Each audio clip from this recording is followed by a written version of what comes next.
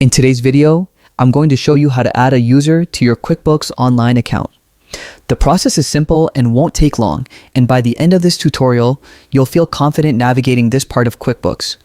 This will help you bring collaborators into your financial system smoothly and securely. So let's jump right in. Start by heading over to the QuickBooks website and clicking the Sign In button. This is your entry point to accessing your QuickBooks Online account. Once you click Sign In, you'll see several options. Make sure you select QuickBooks Online so you're directed to the correct service. Next, enter your login credentials, your email address and password.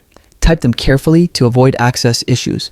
After that, click Continue and you'll be logged in and taken straight to your financial dashboard. Once you're inside, look for the My Accountant section.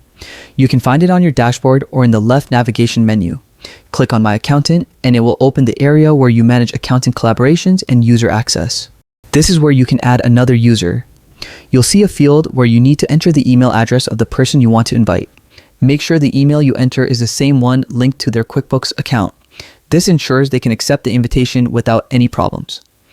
After typing the email address correctly, go ahead and click Invite.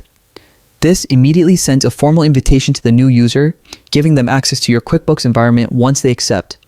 They'll then be able to view and manage the financial information they need in order to help your business effectively.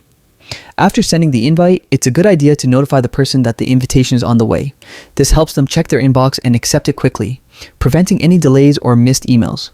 And that's it. It's a straightforward process that helps you control who has access to your financial data while keeping collaboration efficient and secure. If you ever have questions or run into issues, QuickBooks provides support resources that can guide you further. Thanks for watching, and I hope this tutorial makes your QuickBooks experience even smoother. Happy bookkeeping.